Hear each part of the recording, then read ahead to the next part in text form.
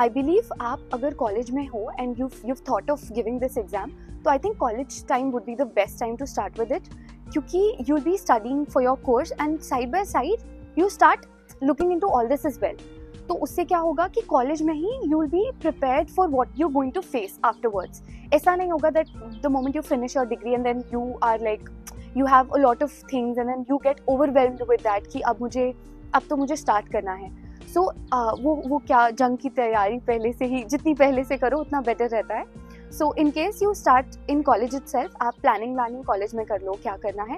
And third year से तो I think if you start preparing is well तो वो भी बहुत अच्छा है, क्योंकि थर्ड ईयर तक we are also familiar with our subject, the degree subject, and साथ साथ में इसका भी हो जाएगा.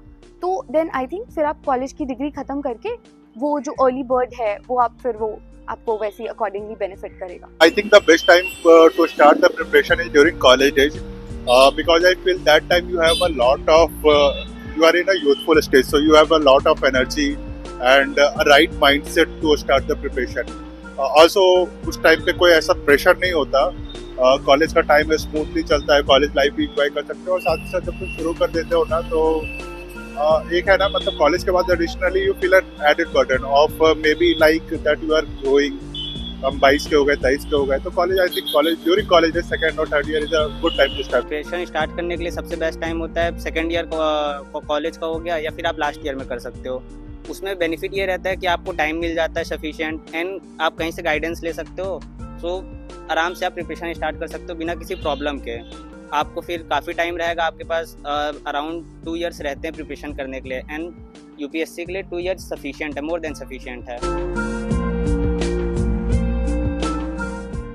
एग्ज़ाम बहुत वास्ट है. It requires a lot of understanding, in depth research. पहले तो आपको समझने में ही बहुत वक्त लगेगा. तो इफ़ यू स्टार्टेड अर्ली तो आप समझ पाओगे उसको, एंड देन अकॉर्डिंगली प्लान करके स्ट्रैटेजाइज करके आप करोगे.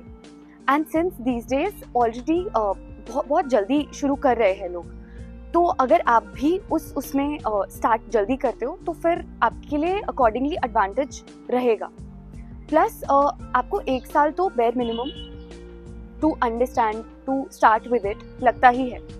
तो if you are starting early you'll be able to understand things better, you'll be able to plan and strategize better. UPSC like a wall जिसको ऐसे छेनी हथौड़ी से नहीं तोड़ा जा सकता, मतलब हल्का करके नहीं.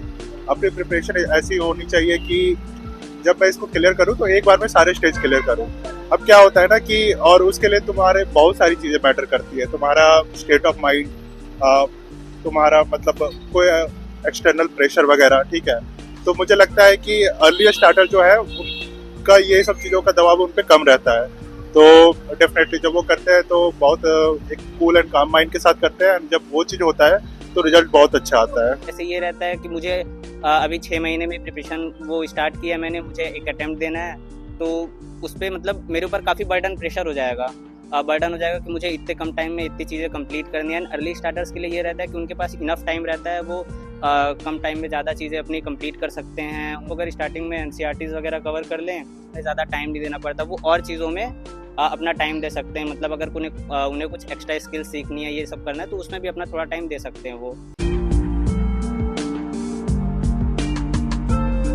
एनसीईआरटीज़ बहुत इंपॉर्टेंट है, मुझे सबने बोला, लेकिन कहीं ना कहीं I have always undermined them. Since I had a science background, तो 11th-12th की एनसीईआरटीज़ तो आई नेवर टच्ड देम. तो and then we always run after the books, the bibles and all.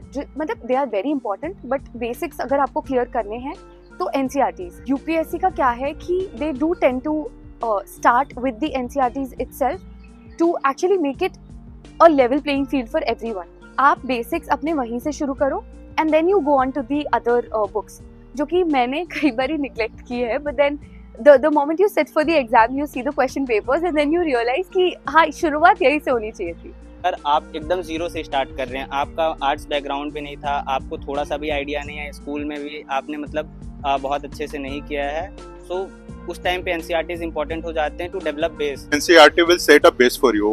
और काफी बार हमने देखे आना है कि कुछ डायरेक्ट क्वेश्चन होते हैं जो एनसीईआरटी से आ जाते हैं. स्पेशली एनसीईआरटी के साइड में जो बॉक्स होता है उससे ऐसा देखा गया है कि 2-3 क्वेश्चन डायरेक्ट वहां से आ गए.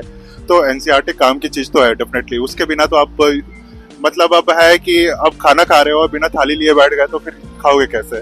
तो वही बात है, एनसीईआरटी के बिना आपकी तैयारी पूरी नहीं हो सकती है। एनसीईआरटी आपको करना पड़ेगा, सिर्फ एनसीईआरटी से नहीं होगा, बट एनसीईआरटी आपको वो बेस दे देता है और ये डेफिनेटली काफ़ी ऐड ऑन करेगा प्रिपरेशन में।